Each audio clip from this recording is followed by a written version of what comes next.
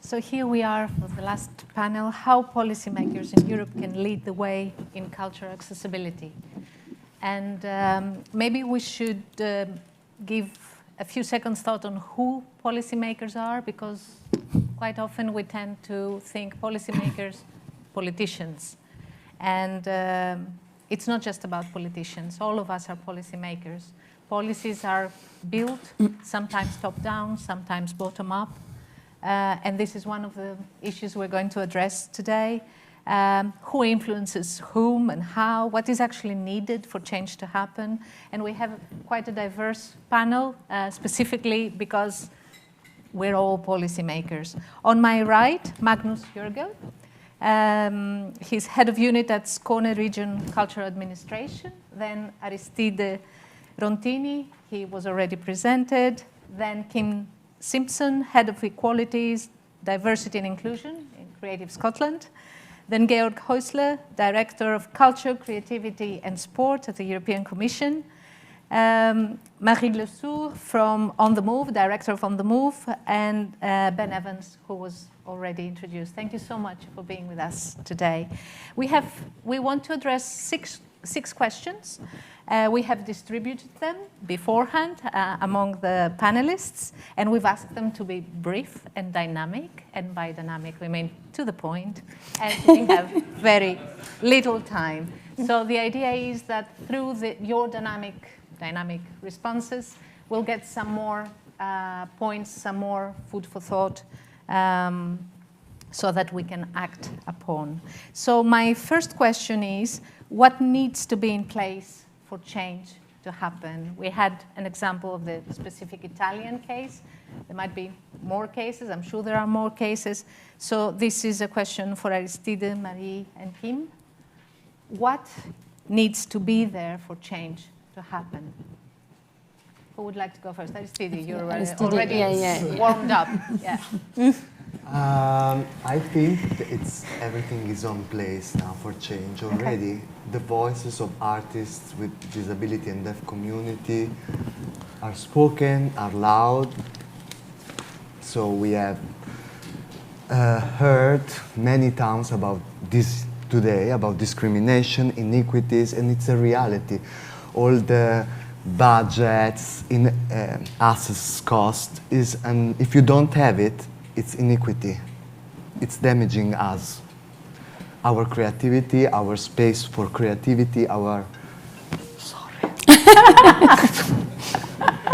So this is my thing, and I think there are tools. There is a very important report. There are experts. There are people with disability, expert in access, in giving you advice. I think we have everything to act now, and it's urgent because not everybody has the privilege to wait. Yes. So I think this is my answer. Kim? Very briefly, I'm Kim. I have short curly hair that used to be pink and now looks more like a sort of sunset colour. I'm tall. I'm also disabled. I describe myself as a crip, queer, mad, neurodivergent spoonie, not in every context.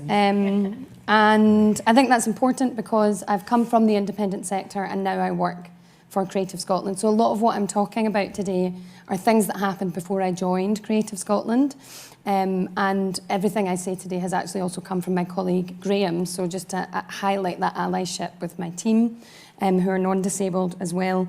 So there's a couple of things I wanted to pick up on earlier about access, because it's already been mentioned, access costs, and in terms of budgets and flexibility. So one thing at Creative Scotland that we do is we separate out access costs. So there are maximum amounts that you can apply for, but your access costs are not included in that top amount. So it's considered separately. It's a really simple change, but it's a very important one. The other thing that funders need to really do is to understand the difference between changing what is, changing the institutions and organisations that exist, and resourcing the things that are emerging. So we support a lot of lived experience-led networks and infrastructures where they are centred around the experience of being visually impaired or being neurodivergent or being disabled. We also need to recognise that we actually do know the voiced needs of disabled people because we're never done talking about it. So responding to this is really important. And to understand the realities of disabled people, particularly when it comes to hidden labour, impacts on what we can pay people because of the benefit structures. We have to properly engage with these things in order to provide that access. Yeah. And then the other two things I would say is thinking in context. We also support programmes like Diverse Critics, which supports disabled people to review performance work because they are going to be better placed to respond to the aesthetic value of that work and to legitimise it in that way. And we also need embedded knowledge in organisations. So Creative Scotland hiring me as a disabled person means that I now can bring that lived experience to that organisation. We have a lot of work to do to reflect what we want to see in the sector within our organisation. But I'm confident that we have the people there that are going to enable it to happen. Can I say one more thing? Have I got time? Sorry. And the other thing is about appreciation of the contribution of disabled people and artists across the arts, not just in terms of equalities, diversity and inclusion. We did a manifesto in 2019, 2020 for disabled visual artists. And an artist called Belle Pye said, this isn't about, have I gone off? Oh, sorry, this isn't about giving disabled artists a platform, even if it boasts a ramp and a sturdy handrail. Right now is the time to recognise crip, wisdom, ill skills and deaf culture. And that goes for our climate conversations, that goes for our fair work conversations, that goes for international. There's a place for disabled artists in every single one of those conversations. And I'll stop there. Thank you, Kate. Thank you very much. So I'm Marie-Le Sourd. I coordinate the network on the move, and we were in charge of the producing of the tour report. Thank you again for the British Council. So I am a white woman in my late 40s. I have blue eyes, and today I'm wearing black dress. I will be very short. I just wanted to add on what Aristide says. Basically, many things are in place, which really we can act now. I agree, but at the same time, I think you or we should make also much more noise on the issue as well. I mean, we could notice it when we did, for instance, the second report. What we tried to do also through the survey is to reach out to people that, and particularly festival programmer, director, that do not yet program artists with disability, for instance, and it's very difficult to reach out to people who are not yet convinced. I think many people in this room are convinced, but we need to go to broaden the scope as well. So this is one of the first points I wanted to make. Also because somehow there is sometimes an overconfidence on the fact that questions related to accessibility are improving. I mean, it's one of the points of the report, this confidence that should be backed up with more evidence, I would say, more data evidence, at least on a national level. But on the same time, many people replied to us as well when we were a bit pushing for them, please answer this questionnaire, this is very important as well. And they didn't feel legitimate to answer it because they say, oh, we don't do enough. So this is also how to broaden the sector.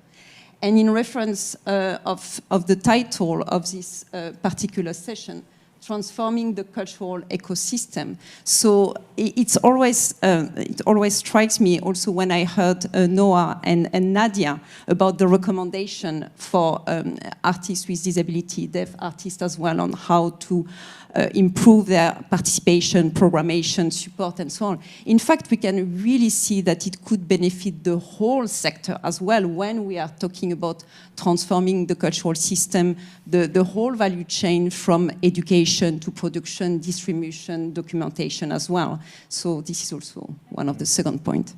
That was dynamic. Thank you. My next question is for Georg, Magnus, and Ben. What commitment to disability equity lies in the power of cultural policymakers? Georg, would you like to Should I start? Okay, so I'm Georg Häusler. I'm what the Americans will call Caucasian, rather tall, gray hair, mid-50s, and I'm the only one wearing a suit and a tie. Of course you do. Which, you know, Now, I think what policy can do and should do is, and when I read the report which you have presented yesterday, there is some positive elements saying things have moved already and have changed and have started to enter into a political debate and have become relevant for politicians. Now, I think what you said just was very interesting.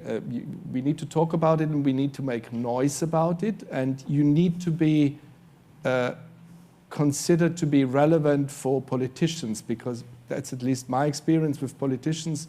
They only do things when they feel it brings them ahead in their political career or whatever. And that's okay, you know, that's politics. And I think this step is made. It has clearly happened, and this is there already. Now, it's not enough. That's what the report says. There are things which are good, but it's still not good enough. I was quite impressed by particularly Noah's presentation. I have never heard 5 priorities all about funding. But okay, that seems to be an issue, because if not, you wouldn't have put it so much into the center of what you were saying. Now, that is a problem. Funding is, I could talk a lot about this in the cultural sector as a whole. It's not only in this particular area, it's as a whole a problem. And then there is another thing which I'm not sure yet where we are and what we want, and that's the term inclusion. Now, again, what I think, Noah, you said that, but I've heard it before as well. Do you want to be part of the mainstream theater world in this particular instance, or do you want to have a special strand theater disability? That's, I think, an important question to answer, because depending on the outcome of this, politics need to be different. Last thing, and that's just one sentence. No, but I say that later. Yeah. That's fine. Aristide, do you want to make a Yeah, I think it's not binary. response? Yeah. Okay. Yeah. I mean, Great. it's not black and white. It's Yeah. just to create safe space where the artists with disability and deaf community can empower themselves and can strengthen their culture, because we are our bodies, our minds, and we were discriminated. So I interiorized a lot of ableism because society is designed like that. And I need a safe space. But at the same time, I want to be in the same community. It's my desire. I don't want to be out. I've been out quite a lot. Yeah, it's the same manifesto. I mean, from my side, we don't look at things binary. But we look crossing. Yeah. We need to, that's why as Aldequa artists, we approach it as a dialogue. And I totally agree that the founding is not just in our case, a disability art community, but there is a huge inequity in culture and institution. Some get a lot of money, and we should question the value. Thank you. I think that was very clear. Magnus, can we? Thank you. My name is Magnus. I'm white, male, medium built, black trousers and black and gray shirt today. And I'm clutching my notes almost like a comforting teddy bear. Saying that because it might be that I use both wrong wordings and maybe wrong words today, but that is of course not ill will. Please see that as a sign of how much more I have to learn.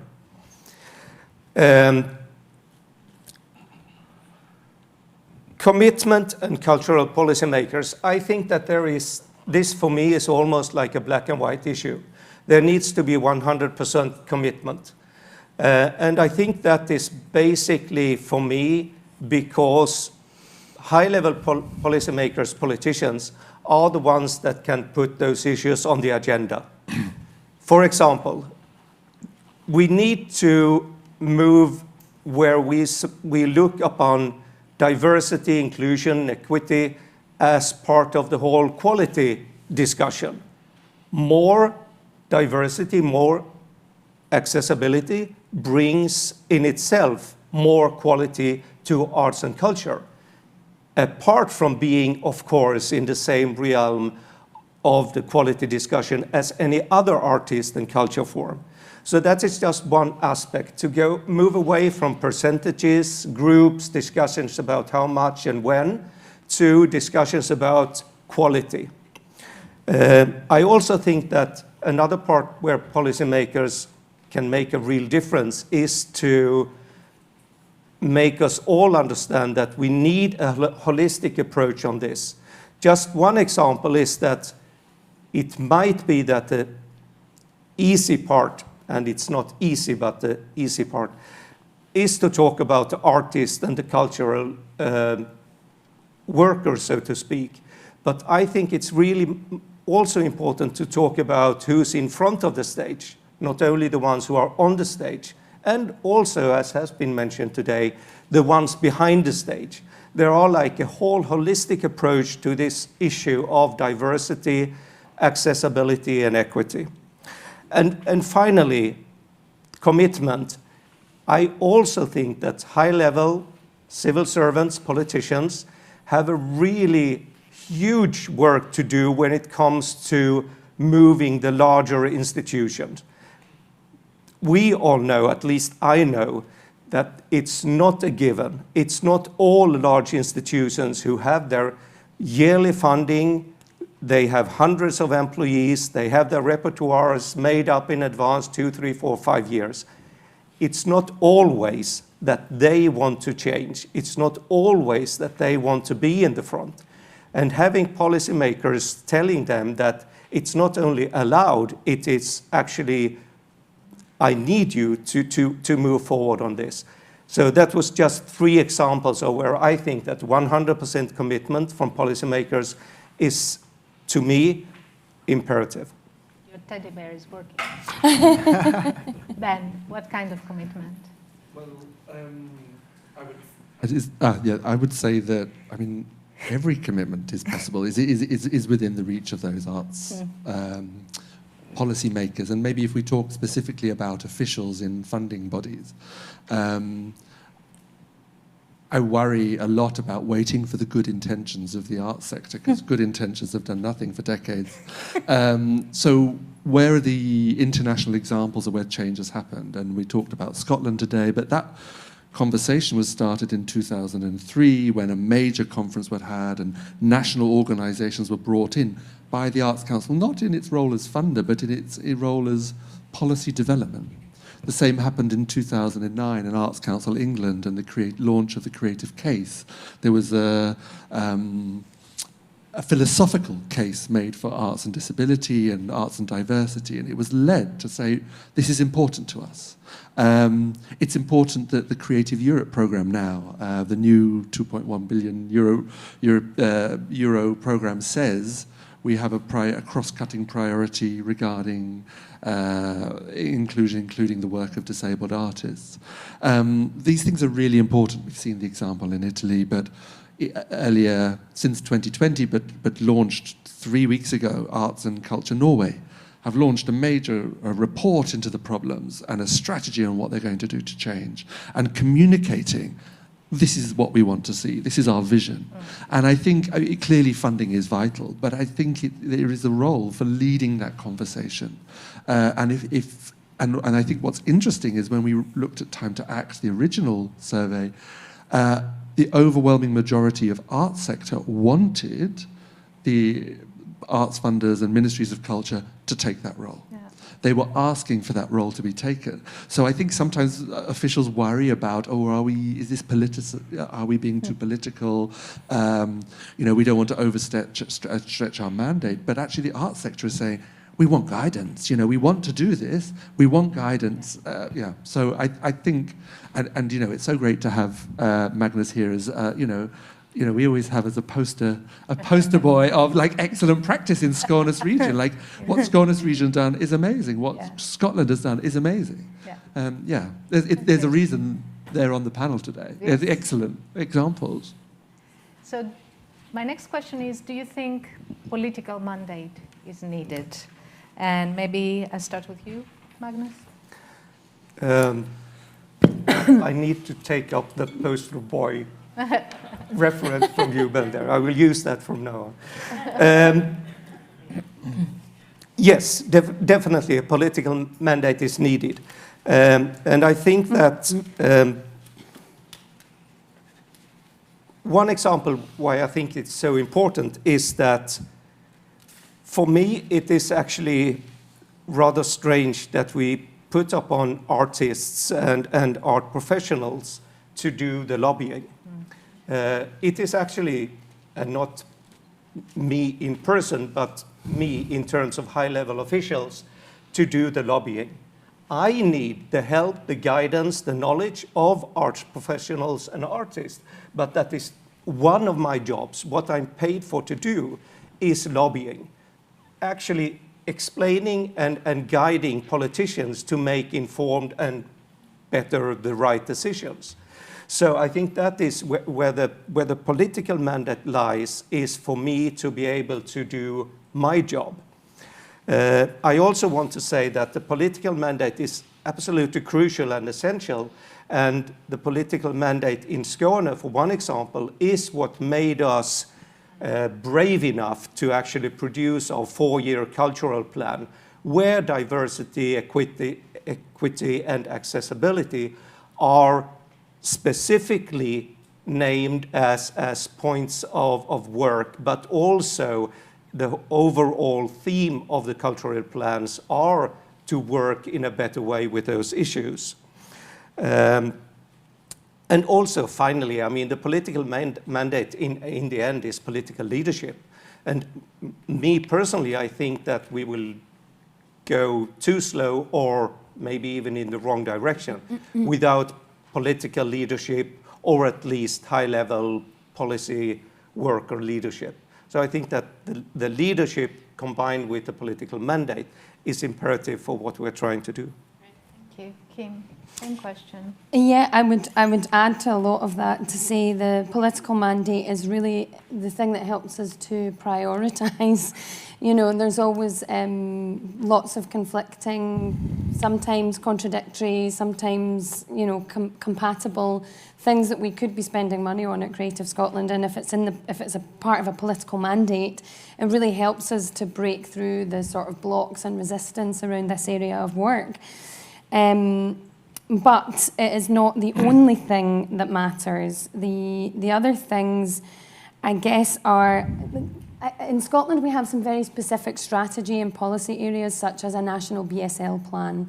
So kind of alluding to some of the things that Noah was talking about earlier around super diversity of disabled people, it's not enough to just say that disability, equality, diversity, inclusion are important, but to understand the nuances of that. So we also have strategies around mental health, around neurodivergence, and I think in the wake of COVID, we'll probably also have strategies around chronic illness and you know, conditions that cause fatigue and all of that sort of stuff. But it also goes alongside the work that's happening in the sector. So prior to things like, you know, the big conference in 2003, we had the disability rights movement in the UK through the 80s and 90s. And that wasn't a political mandate. That was disabled people coming together in an activist role and agitating within society to try and get these issues put on an agenda. And then also we had, during COVID, for example, another sort of slightly adjacent piece of work that happened that has, you know, re-emphasised the need for a political mandate around this, is a campaign called We Shall Not Be Removed, where disabled artists and practitioners up and down the country got together remotely using all of those tools that were available to us. And now we have a UK Disability Arts Alliance, which does some of that collective campaigning work, some of that lobbying stuff that you're saying is required, because, of course, we're a team of 3 people. You know, I imagine that you're in a similar boat. We don't have lots of people to be doing all of this work. So my role is really about translating and finding that meeting point between what's coming from our political mandate and what's coming from the sector. And I know we'll get onto this, but then translating it into what it is that we can actually do in our organisation. But in terms of prioritising, and acting as a catalyst, all of these things are really, really helpful. So I think, yeah, necessary, but not the only thing. Not the only, yes. Ben, would you like to add to that? I think both yes and no is the answer. It's interesting to think about yes. I know, for example, part of my role is I am the interim coordinator of the European Arts and Disability Cluster, and the cluster has made some very strong recommendations to the European Union about what needs to additionally change. They very applauded some of the changes in the new Creative Europe programme, but also some very strong advice on what needs to change. And for example, it was interesting to see in relation to the work plan for culture, and I'll just explain the terminology, and I probably will explain it wrong, so please correct me. But the idea of the work plan for culture, a 4-year program, which is, in a way, the overall Creative Europe program is its commitments to and a budget, but the work plan is really what's the activity. And in the Commission's own response to the previous work plan, which finished in 22, the Commission said, we recommend that one of the key areas in the next work plan is focus on artists and disabilities. And the political powers that be did not accept that. And I would say the Commission have been a fantastic collaborator with us in our programme, but also looking at how they can make change. But my understanding is there's a real limit to what they can do.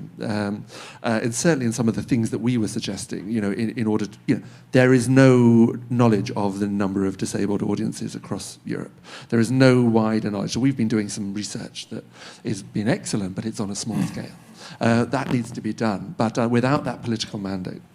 On the other hand, and I will be brief, but on the other hand, there are remarkable things that individual arts agencies have done without a very particular mandate. Things such as, we've already talked about access costs as a separate budget line. It's not, for the arts sector, it's not groundbreaking, but actually it means that everyone who's writing an application suddenly sees that and they consider it. And so it's not a huge political change, but it's a logistical moment where it stops you in your tracks and go, oh, what happens if a disabled dance artist comes into my dance program? Yeah. Maybe I should put a bit of budget aside. Sometimes those things aren't hugely political. And another thing, and it's very interesting hearing Abid Hussain, who's the Director of Diversity at Arts Council England, talking about when they started to ask arts organisations to measure just the diversity of their own staff and to share those on a regular basis. And they said they didn't implement any new policy in relation to that, they just published them. But of course, local papers in the press suddenly thought, oh, it's really interesting that our local theatre has 90% men working for it.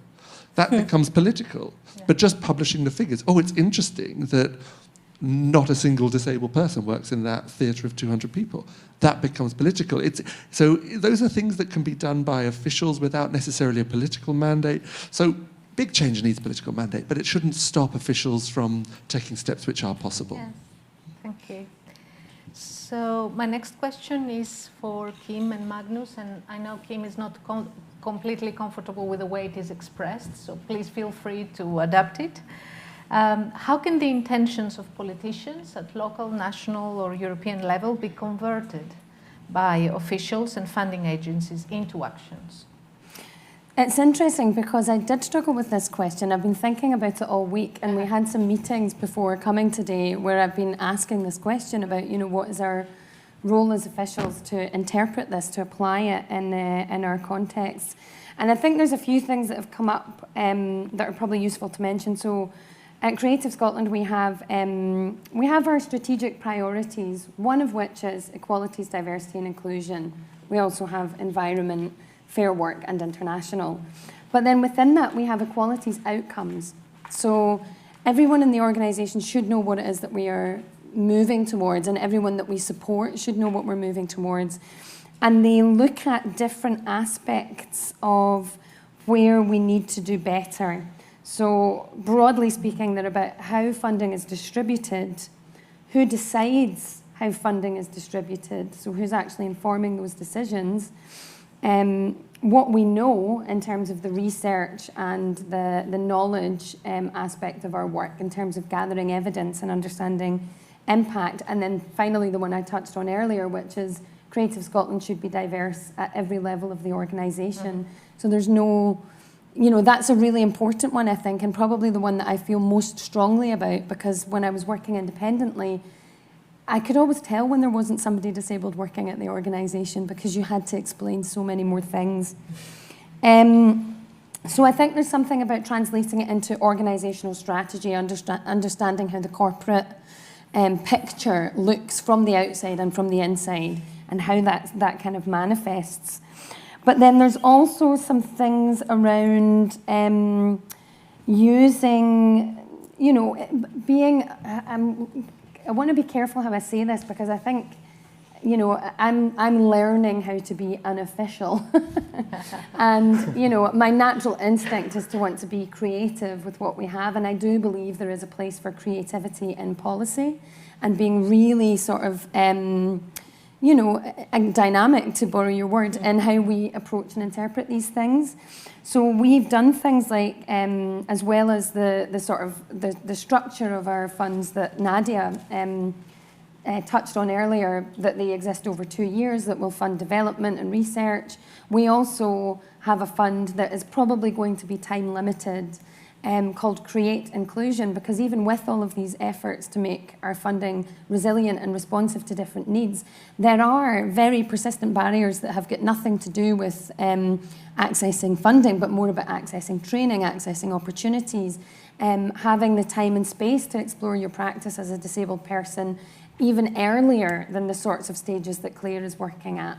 So Create Inclusion is about sort of addressing that gap, and that's not something that we're told to do. That's an interpretation of where our political mandate and our political intentions meet with what it is that we know about the sector and where the gaps are. So again, our job is really to kind of put them together, and also to recognise what it is that we are internalising as individuals, as organisations, about disabled people, about disability culture, and how we are either upholding that with the decisions that we're making, or how we are deconstructing it with the decisions that we're making. So it's behaviour change, culture change, all of those things. I realize that by being dynamic, we're making interpreters' life very difficult. Sorry. Thank you so much for your work. Magnus, can we hear from you? Yeah, a couple of points. I think that the 4-year plan that we work from is an important tool to actually have the framework for people like Mira, the director and leader of Skåne Stansteater, who is in the audience now, and Skåne Stansteater, to be able to do what they do best. I also think that there is something interesting in the whole idea of a quite precise framework, but then being able to identify gray areas, or where the framework actually is not made out of steel, but actually quite a lot of rubber going around in it. So it's like you can actually work around the gray areas. And me coming from the Swedish Armed Forces as an officer once upon a time, I really enjoy working in the gray areas and not always following the precise order. So I think that is interesting to have like precise frameworks, but a lot of possibility to maneuver. More specifically, what we try to do is that what we call in Skåne the basic funding for about 100 different actors in Sweden, the prerequisite and the specific for getting the funding are very, very clear in terms of diversity, equity, and accessibility. We don't determine how the institutions and the 100 actors should work with those issues, but we say that you need to work on them. So then that means that we have actors who do policy work, we have actors who do productions, etc., etc., etc. Even more specifically, what we are thinking about actually now in the weeks before and after this event, is to implement a new aspect of our funding programs where we want to see about 20-25% of funding going out goes to new applicants. That in itself, and that is picked up on by the Canadians among many, but that in itself we think will make a greater diversity and also much more opportunities for new people to apply for funding. And finally, we do have a program in place where we actually work with diversity in its broadest holistic form in the government bodies. Started out a couple of years ago. It's being renewed this year. Internal knowledge building, next year going external, and 24, 25, there will be, I hope, specific funding for issues that we are discussing today. And I just want to finally point out my thought about funding. And of course, I understand and I agree with the notion that it is a pie. If somebody gets a bigger slice, somebody kind of needs to get a smaller slice. But I think there are two things that I want to say. And one is that my perspective is that, and my experience is that if you get a smaller piece, there is always ways to find a bit of whipped cream to go with that smaller piece.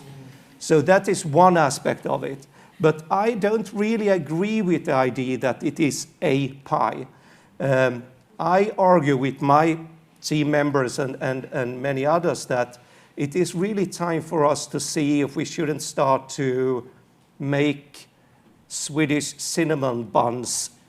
Also, the pie is there and we all know that, but we really need to see if we can't make some other piece of pastries around it.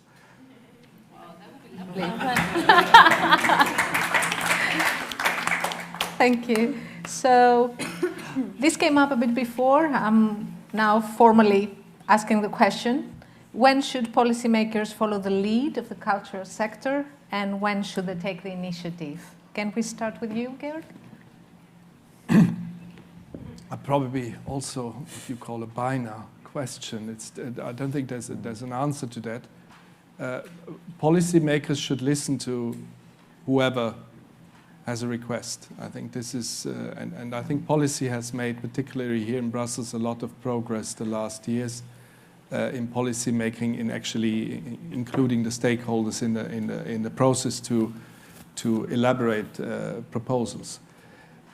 I think the difficulty, and in this one here, I think it's a classic for somebody who has to set up some ideas of how a particular issue could be addressed, a policymaker you would call it, is you cannot just listen to the wish list of everybody, put that together, and then bake a cake to stay with your picture. That's not going to work because there's a fierce competition.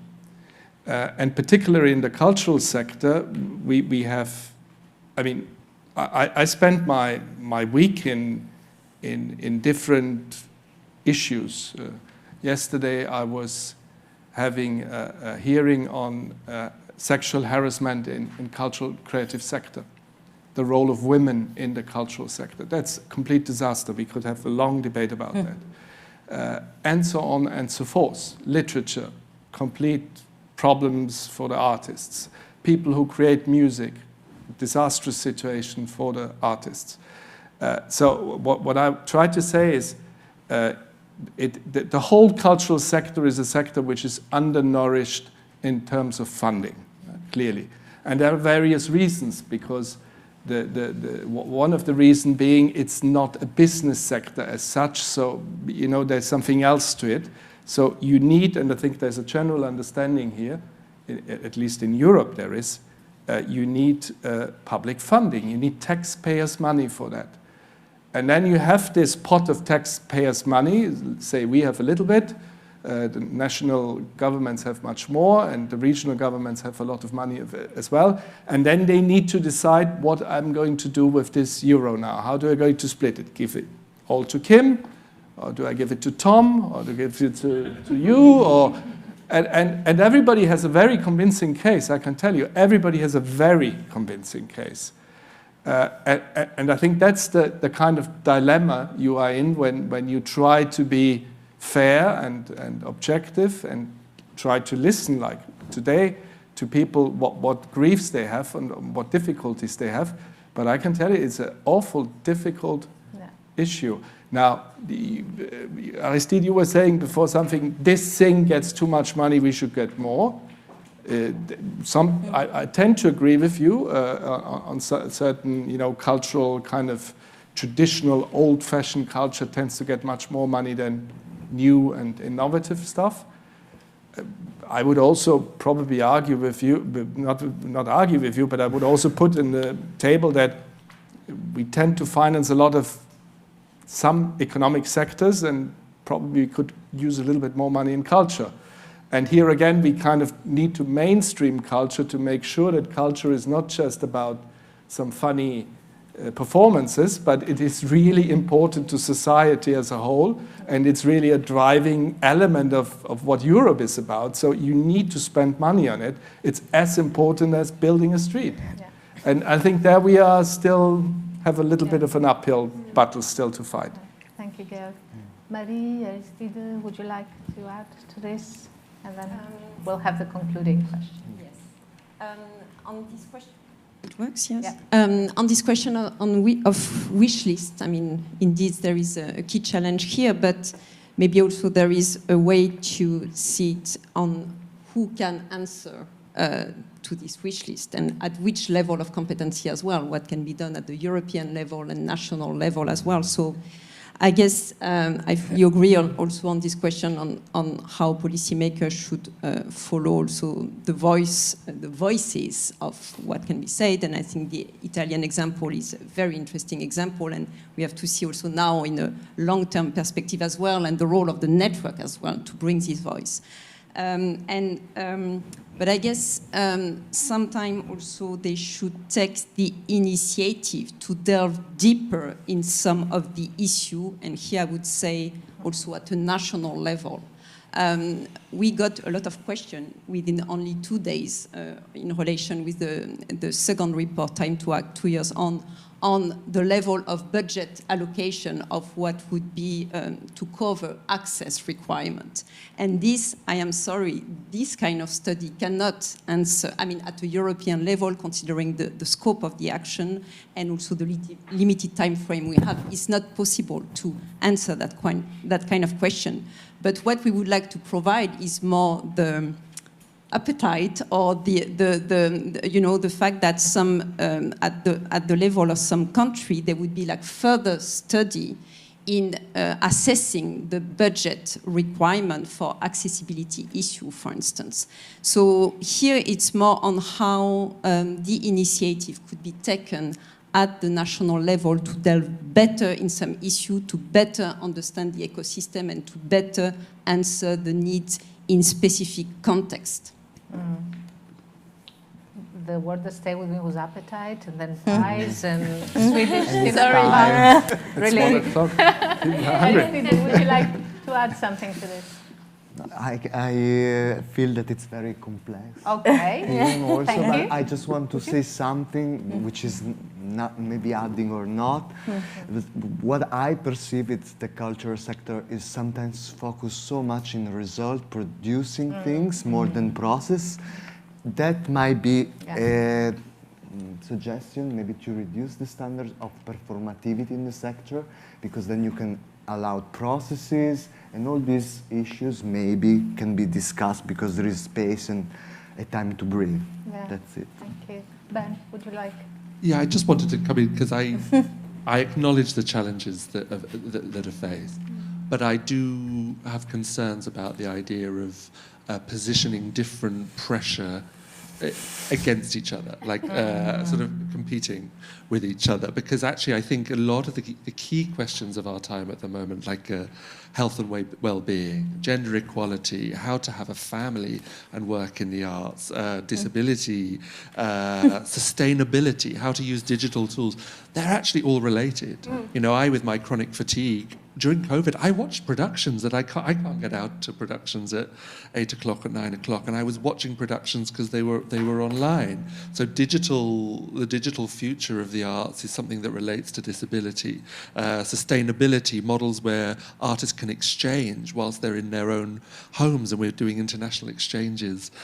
Support disabled artists to be part of projects and incubators. So I realised that the truth is that, you know, no matter how creative we get in the kitchen, there is this sort of pie which we have to divide up. But I would worry about setting up a sort of Hunger Games of marginalised to get that pie, because I think we can be cleverer about it, and that's the response of the officials.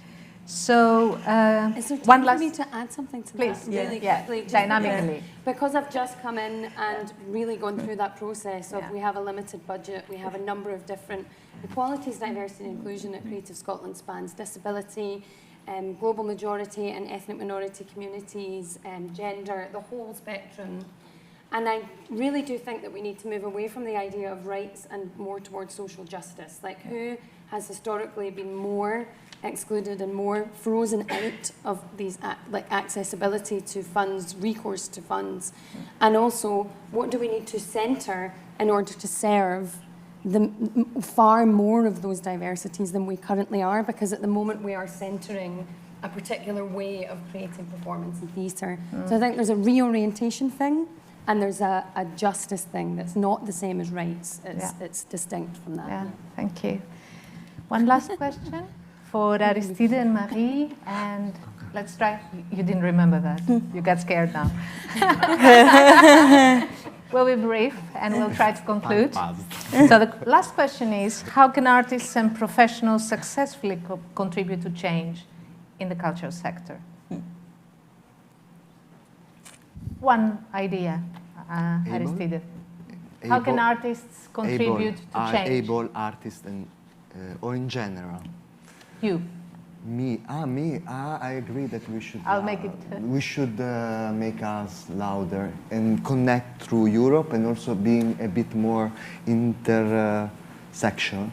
Yeah. Because then we're gonna have a very great voice. Thank you. I think it's gonna be the 80% of the population. Yeah. Not the other way around. Marie? And I just would like to add on what you say, Aristide, but earlier in the conversation on how artists can contribute to change. I think they can contribute to change while working mostly on the artistic practice. Yeah.